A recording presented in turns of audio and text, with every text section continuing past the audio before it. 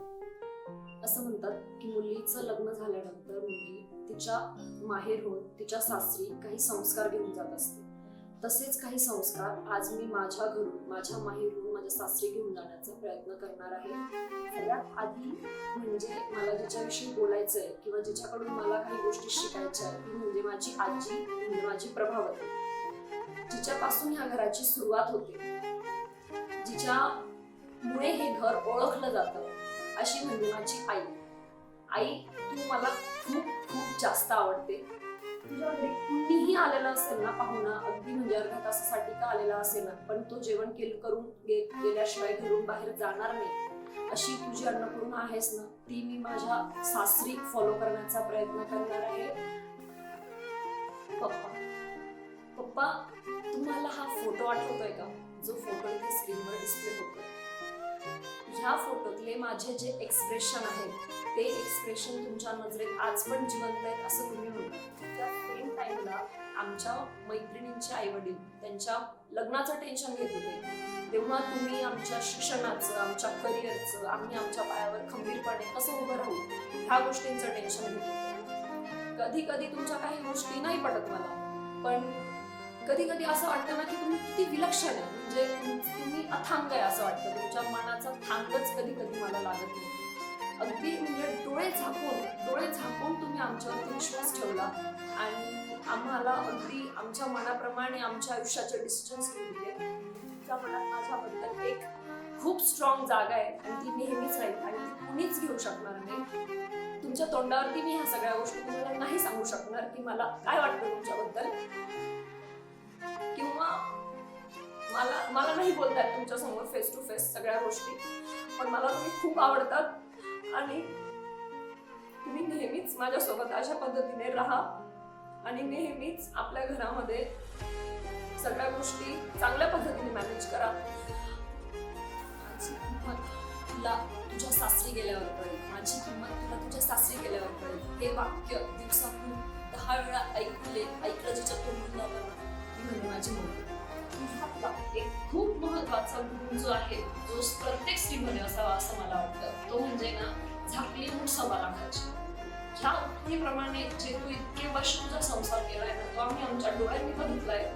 तू किती कष्ट सहन केले आणि किती त्रास सहन केलेला आहे, किती सॅक्रिफायसेस केलेले तुझ्या आयुष्यात फक्त आमच्यासाठी, आणि तरी सुद्धा तुझी एकही गोष्ट 4 भिंतींच्या बाहेर, घराच्या बाहेर कधी गेली नाही.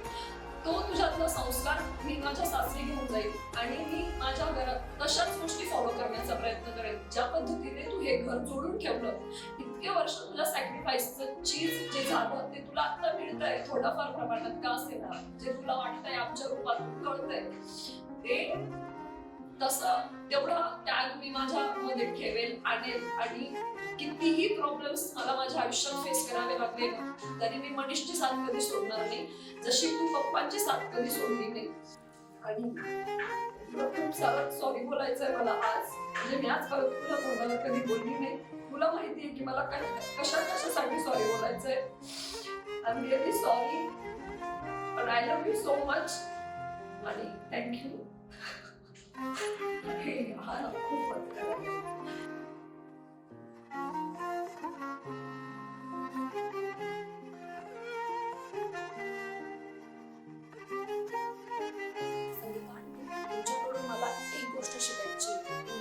ती म्हणजे तुम्ही ज्या पद्धतीने संसार केला ना त्या पद्धतीने मला करायचंय.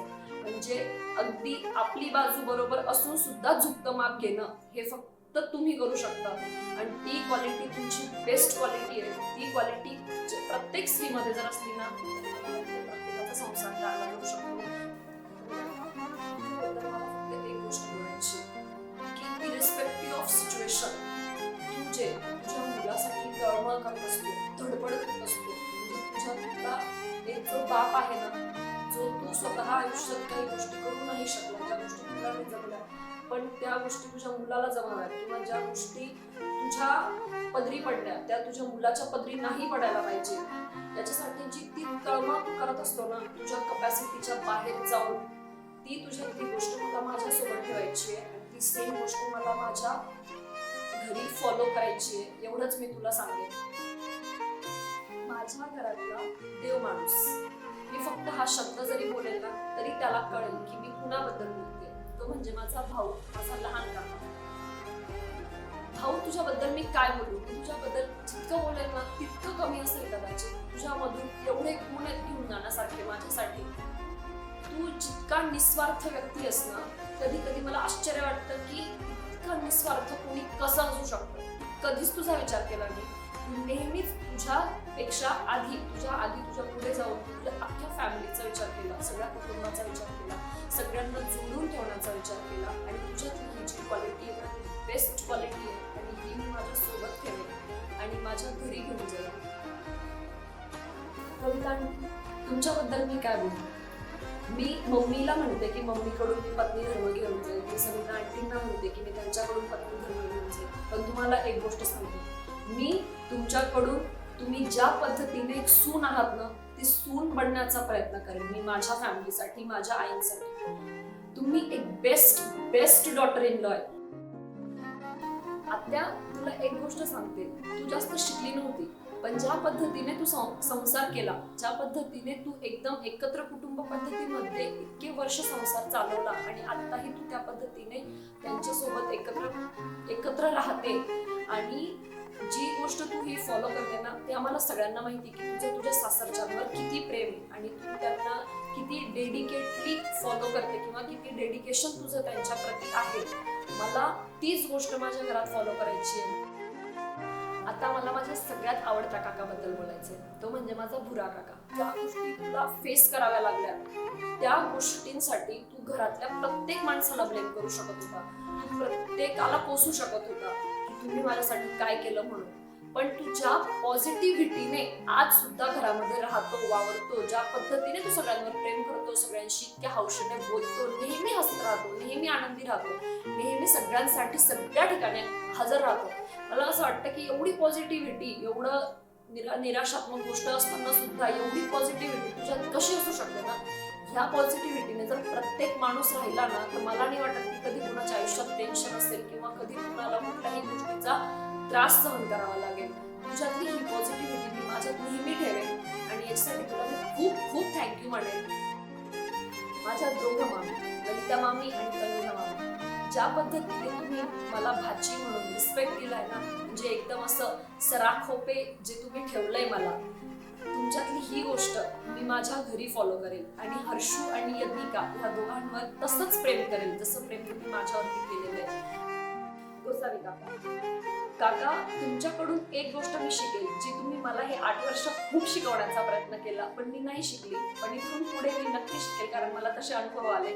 ते म्हणजे व्यवहार ज्ञान. तुम्ही जे मला नेहमी पैशांबद्दल व्यवहार ज्ञान शिकवत राहिले ना, मला आत्ता त्या गोष्टीचं रिग्रेट होतं की मी का त्या गोष्टी तुमच्या नाही ऐकल्या, का त्या गोष्टी मी नाही फॉलो केल्या.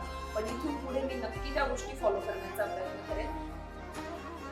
मोठ्या बहिणीला किंवा मोठ्या भावाला मोठेपणा तेव्हा येतो जेव्हा त्यांचे लहान भाऊ बहीण एवढ्या प्रामाणिकपणे त्यांना फॉलो करतात किंवा त्यांच्या गोष्टी ऐकतात. सगळेजण माझं खूप कौतुक करतात की मी मोठी बहीण अशी, मोठी बहीण तशी, पण मला ही गोष्ट माहिती आहे, जेव्हा तुम्ही मला तो रिस्पेक्ट देतात ना, जेव्हा तुम्ही माझ्या गोष्टी तेवढे डोळे झाकून किंवा माझ्यावर विश्वास ठेवून करतात ना, तेव्हाच त्या गोष्टी मला करता येतात किंवा तेव्हाच त्या गोष्टींचा काहीतरी रिझल्ट मिळत असतो.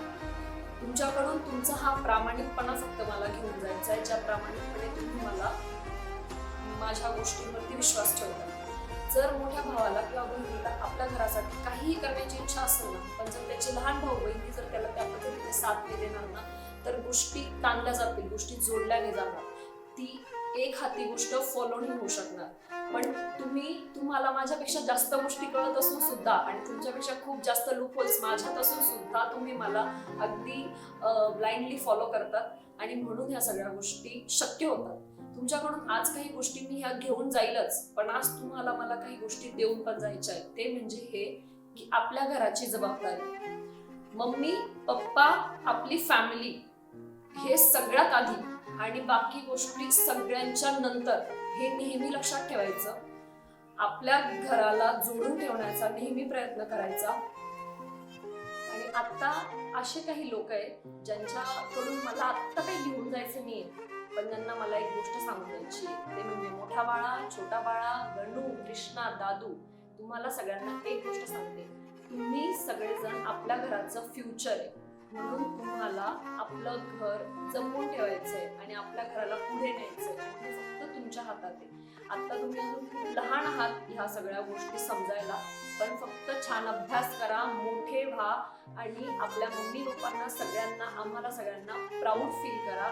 मी हे जे संस्कार माझ्या घरातून घेऊन जाते ना, त्या संस्कारांचं एक वचन मला एक खूप महत्त्वाच्या व्यक्तीला द्यायचं आहे, त्या म्हणजे माझ्या आई, माझ्या सासूबाई. आई, मी माझ्या आयुष्यात पाहिलेली एक खंबीर स्त्री तुम्ही आहात. तुम्ही इतक्या कष्टाने हा संसार केला आहे एकटीने. तो संसार सांभाळून तुम्ही तुमच्या दोन्ही मुलांना ज्या पद्धतीने सांभाळलंय, फक्त सांभाळलंच नाहीये तर त्यांना इतके चांगले संस्कार दिले. आज ते जे काही आहेत ना, किंवा आज जे काही त्यांना पाहायला मिळते त्यांच्या आयुष्यात, ते फक्त आणि फक्त तुमच्या कष्टांचं आणि तुमच्या संयमाचं चीज आहे. इथून पुढे तुमचे सर्व दिवस आनंदात राहतील याची मी तुम्हाला ग्वाही देते. आई, मी कधीच तुमची जागा घेण्याचा प्रयत्न करणार नाही. कधीच तुम्हाला तुमच्या हक्कांवर कधीच कुठल्याही प्रकारची गदा येऊ देणार नाही. आणि मी नेहमी माझी मर्यादा आणि माझे संस्कार आपल्या घरात जपेल आणि आपल्या घराला अजून चांगल्या पद्धतीने फुलवण्याचा प्रयत्न करेल. हे वचन मी आज तुम्हाला देते. Thank you so much.